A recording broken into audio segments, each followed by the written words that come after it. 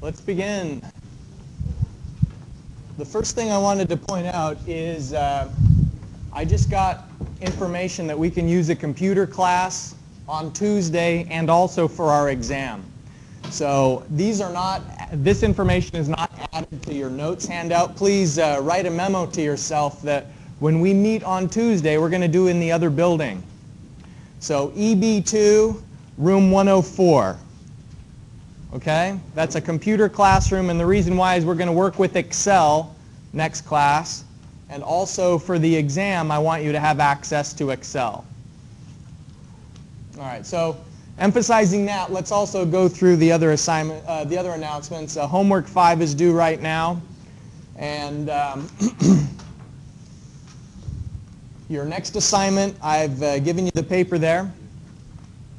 These are questions from the book, but I've emphasized whether you should solve it using table lookup or if you should solve it using Excel. So it's about half and half on that assignment. In fact, on one question, I think I asked you to do it two different ways using Excel. One using the present value and one using NPV. Any questions related to the announcements? How did you find the homework? You've seen it all before, right? Okay, good. Nobody got surprised over the weekend. I didn't get any emails, so that's how I know when students are surprised, is when I start getting a lot of emails on Saturday night. It either means the students are surprised or someone procrastinated. Okay, and that wasn't the case. I'll just assume that you all got it done so early that it wasn't an issue. What is the point of present worth analysis? What we covered the last couple of lectures, or not the last couple, just the last lecture that we had. I called it, and our book refers to it as present worth analysis. Why do we do it?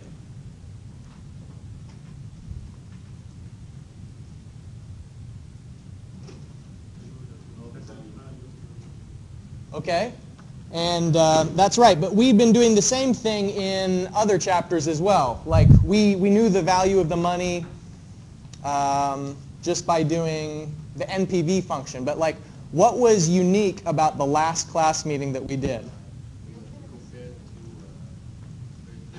Okay, so now we're at the point where we're comparing options. So comparing alternatives is an analysis that's meant to lead to a decision.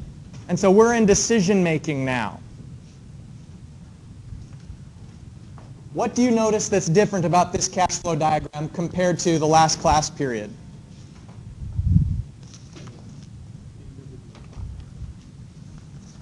Okay, yeah, I've put this yellow line on there, and what that is meant to emphasize is, yes, there's already some payment at the present, but I want to find the net present worth, including the future values. And so this yellow line is kind of the notation that's used by our textbook, where it's saying, find the unknown. So that's one difference. Can you see another?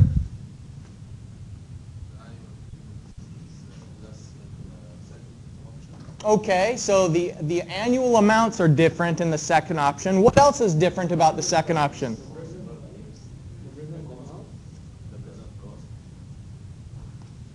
Okay, the present cost is also different, but I heard another one. It's the duration, right. One of the options is 6 years, the other option is 9 years. So that makes it more complicated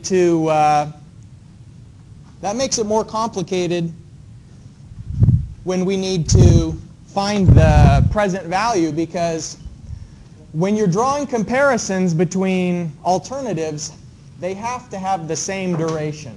Otherwise, it's like comparing apples and oranges, as they say. That phrase just means you're trying to compare things that are totally different. You know, a citrus fruit and a tree fruit that isn't a citrus fruit. So here, the difference is that option A only lasts for 6 years and option B lasts for 9.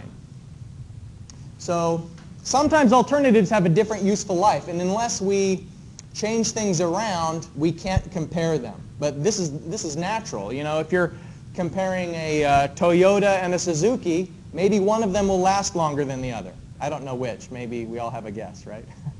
Okay, so this is what's called the least common multiple approach. And this is how we compare alternatives that have a different useful life.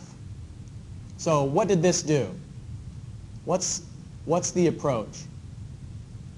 Yeah. Okay, we're going to find the present value for the future amounts. That's absolutely right. Comparing these two, I'll flip between the two so it looks like an animation. What technique did we do to make it so that they both have the same useful life? You repeat it, right. Sometimes another name for this, and you can write it in the margins on your notes, sometimes it's called the repeatability assumption. The repeatability assumption says that you can do the second cycle of life the second time with the same results. So let's look at option A. Option A originally was saying you buy the item for $11,500 in year 0, and then every year for 6 years it generates $5,000 in revenue. The repeatability assumption says, all right, so now in year 6, where the number 6 is here, that means this item is finished. It's not generating any more revenue. So what do? We buy another one at the same price. Now, who knows if that's actually possible? That's why it's called an assumption. The repeatability assumption says that the price of this item didn't go up. You know, in year 6, you can buy it for the same amount. It's probably a weak assumption. You know, we could make a correction for that. But just to keep things simple for now, let's assume that everything about the cash flow diagram, both the costs and the inflows, can be repeated. And so why did we repeat option A 2 more times after the first cycle? Because we needed to get to 18 years, which is, if we repeat this 3 times, that would have taken us to 27 years. So least common multiple means you repeat them both so that they end at the same time. And so to get them to end at the same time here, we did 3 cycles in total of option A and 2 cycles of option B. Yes? Good question. So why didn't I add another value at the end? And you're talking about the present, what we have as the initial cost. It's because our study period is 18 years. Remember, in the first place, why did we buy? We pay so that in the future we can get revenue. So we don't buy it again in year 18 because we don't need any more revenue after year 18. So our study period has finished in year 18. That's a good question. Other questions? No? Okay, well then I've got one for you. Which alternative is better? On the in-class exercise, we've got the 4% table on the back. I hadn't done 4%, so I scanned that one and put it on the back there. I don't want to always give you the same percentage because then you'll just maybe memorize the factors and it's not always going to be the same interest rate. Okay, so on the front page of the paper, what's going to be your solution strategy? We've got annual series. We've got a present value already. We've got future values that need to be taken to the present. So find the present worth of A and the present worth of B. And by the way, what's the criteria? In the end, once you've done all the calculations, how do you know which alternative to select? Whatever gives you the highest present worth at the same interest rate. So you'll be discounting both of those cash flows at 4%. And you want to find out, is PWA bigger or is PWB bigger? All right, go ahead and get started on that.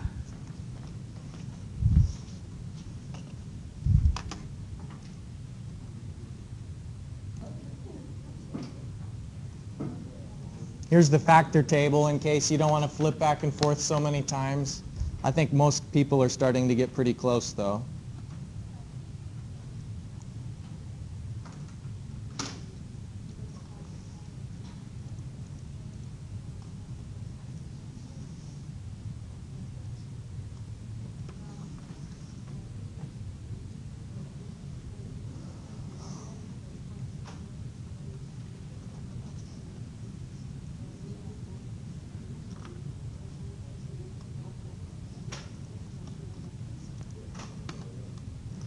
So as I walked around, it seems people are getting pretty good at strategy on how to solve these. When you see the cash flow diagram, you're already starting to see, okay, I need to take the A to year 0 with the P/A. Then I've got 2 future values. I need to take them separately, 6 years, then 12 years. So it's really good if you can map out your strategy, then start looking up the factors, and finally then plug in all the values.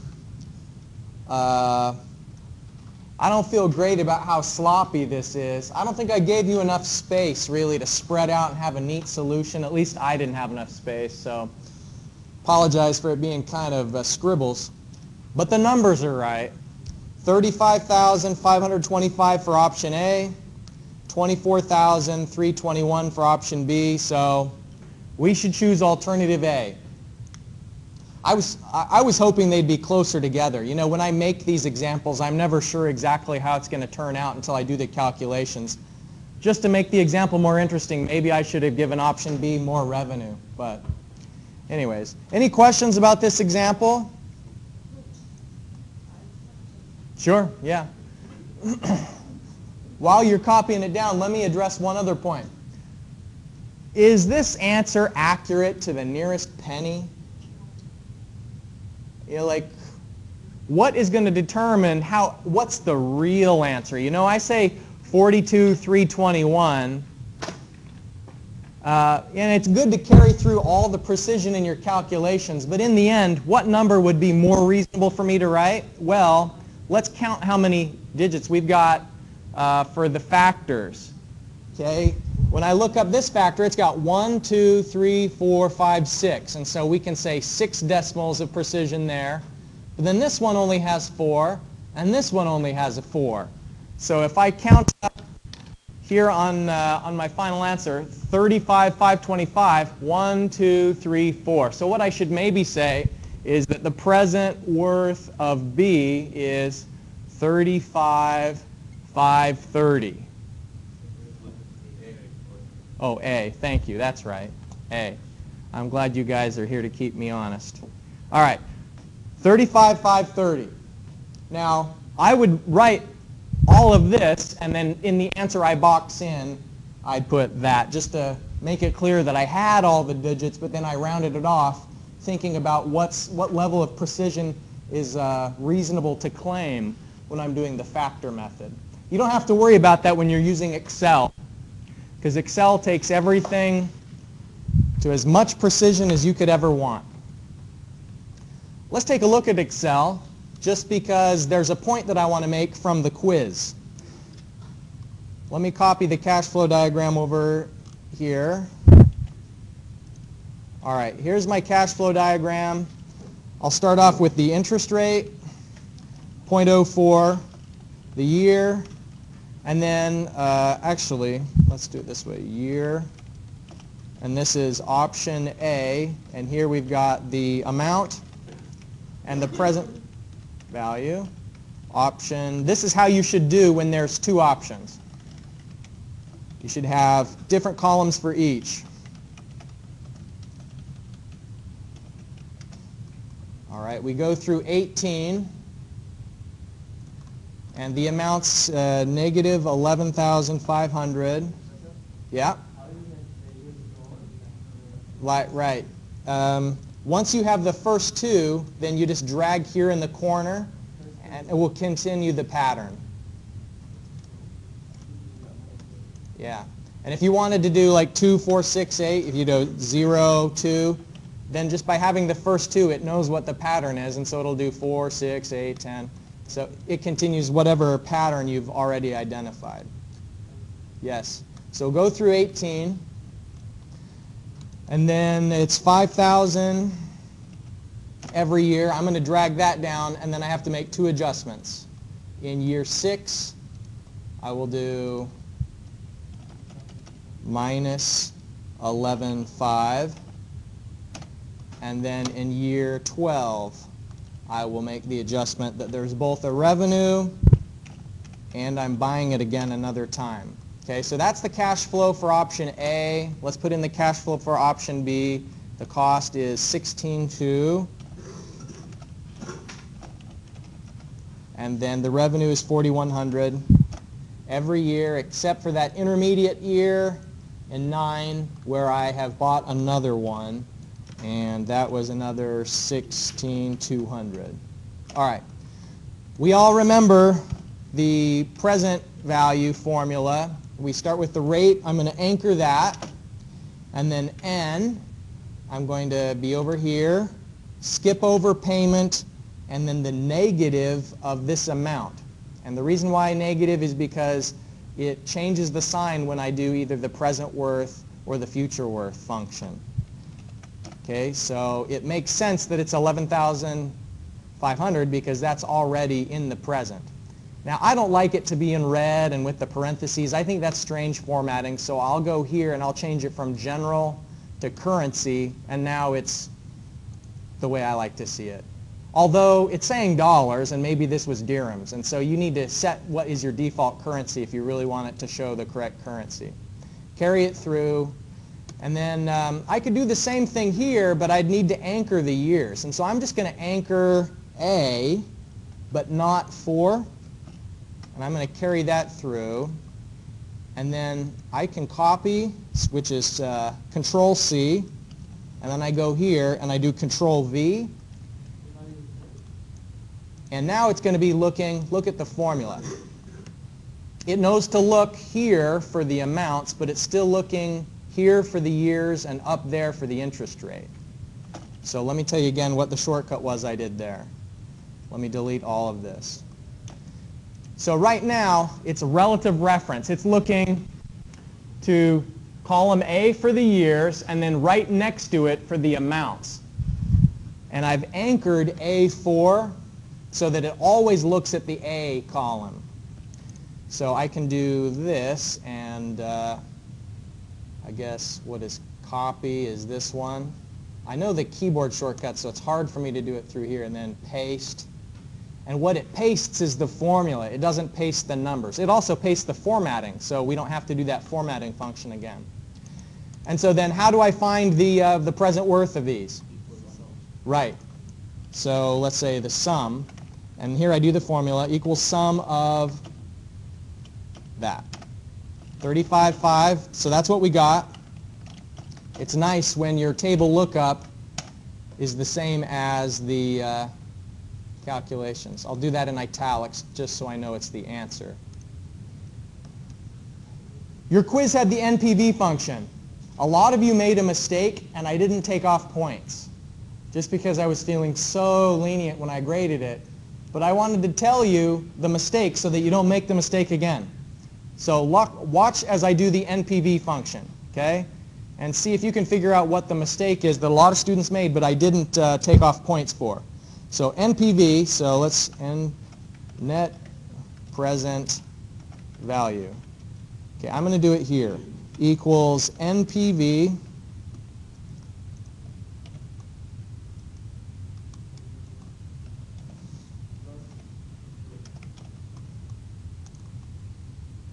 Okay.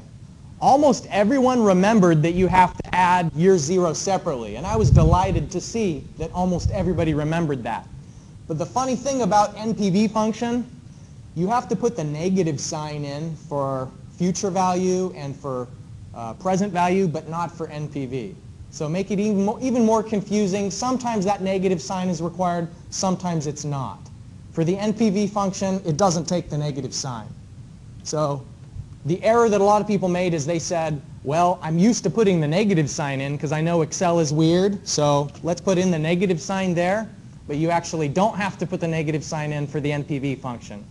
Sorry guys, sometimes Excel is a little bit irrational, and this is maybe one of the times when it's not flipping the in to an out like sometimes it does. So anyways, that's how we do NPV. Let me illustrate again here.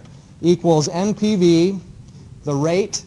How come I'm not anchoring the interest rate like I usually do? It's only looking at it one time.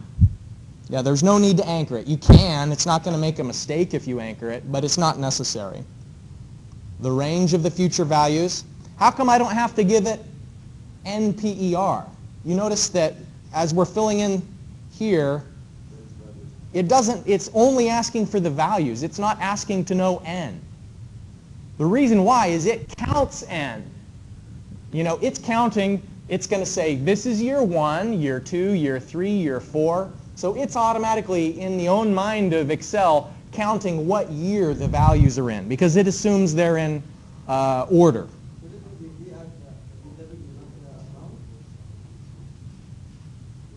No, and I'm glad you asked that. Because you can do NPV without doing the present worth calculation. So you actually do the amounts, not the present values for the NPV function. That's a really important point that I'm glad you asked about. So you add it separately. You're just doing the amount column. And that's kind of the whole point of the NPV is it saves you from even having to do this column. You apply it onto the amounts.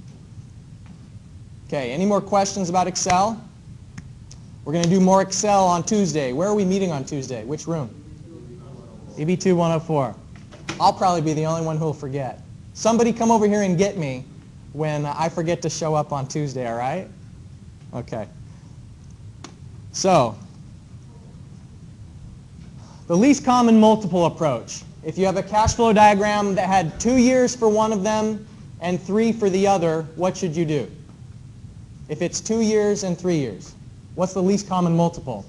6. What if one is 3 and one is 4? 12. All right. You've got the idea. Now, we already addressed this assumption, repeatability assumption. The least common multiple approach assumes that in the future you can buy the item for the same price. Maybe that's not true, so you can always adjust your cash flow diagram to say, you know, maybe in year 6 this item really costs $13,000. And then maybe in year 12 it costs even more because of cost inflation. So you can make adjustments to your cash flow diagram to match the reality that you know. The second approach I'm going to tell you about today is called the contract services approach. So we have the same cash flow diagram as before, but we're not repeating it. We want to make it so that we can compare. The original cash flow diagram was this one. Okay, so option A was too short. We can't compare A and B because option A is too short. Contract services assumption says just rent the item for the last 3 years. So from in year 7, 8, and 9, maybe you can find a rental. So lease the item, or you can do a subcontract. You know, if you needed an excavation machine and your job has a lot of different duties, not just excavation, maybe when the item wears out, if it's item A, when it wears out at the end of year 6, go to a subcontractor and have them do the excavation for the last few years. And so if we look at the cash flow diagram here, you'll notice that there's the same annual revenue in year 7, 8, and 9, but then there's a new cost. The new cost is, this is just the amount that you pay for leasing of the item. So what's your strategy, like in terms of finding the present worth of everything? How are you going to find the present worth of option A? Okay, we're going to find the present value, right? So how many steps will it be to get that whole cash flow diagram back to 0? What will they be?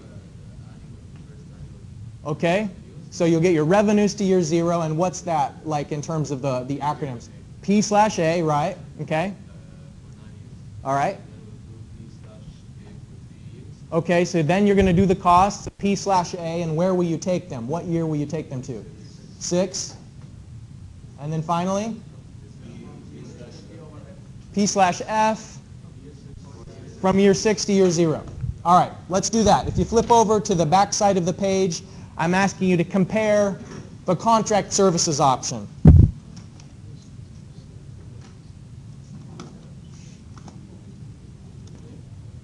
$16,903.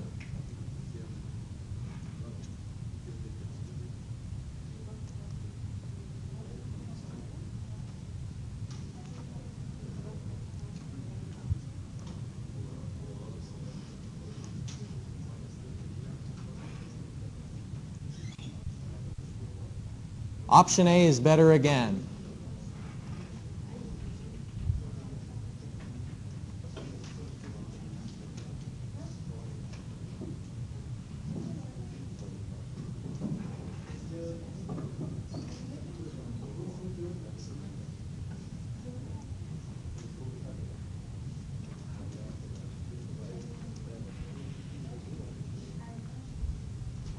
So we're getting close to an exam. You know, this week we're only going to have class today and Tuesday, and then I think Thursday is supposed to be a holiday. So when we meet a week from today, we're having our first exam. It's a big mistake. I just want to give you an idea of what's a small mistake and what's a big mistake. It's a big mistake if you get the sign of something wrong, because that's confusing an outflow and an inflow. So for example, if you add 11,500 to the present instead of subtract it, you know, it's not like you get 0 points for the whole problem, but that's more than a minor mistake. That's something significant. So the reason I mention it isn't to scare you. It's just to give you the warning that you should always double check to make sure that you have the positives and the negatives correct, that you've clearly distinguished the inflows and the outflows. So any questions on this one? Yeah. Regarding the exam, yeah. No, it won't all be Excel. So for the exam, you maybe can expect to have some problems where I ask you to use the equations, some where I ask you to use the table, and some where you'll use Excel. And you know, I'll provide those equations. One time it was included with your notes, that equation page. Yeah, I'll provide that, as well as the tables. So all that you need to bring with you for the exam is a pencil, a calculator that's not your mobile phone, an actual calculator for yourself, and knowledge. Yeah. Excuse me? Yeah, yes. He's asking if there's theory in the midterm, and the answer to that is yes. I may ask you to do some short answer questions. And you're asking Excel. That's why we're also going to have the exam in that same room, so that everyone will have access to a computer. Yes? You have a class on when?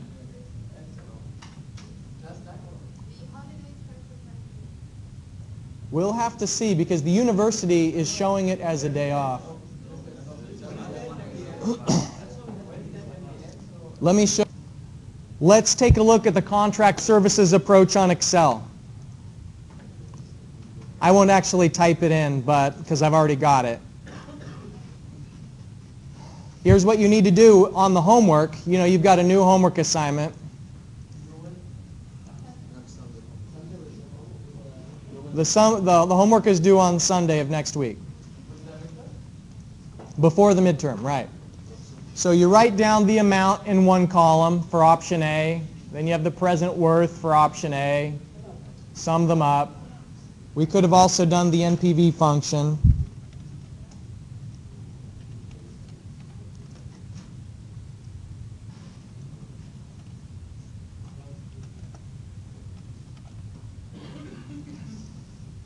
And it gives us the same amount.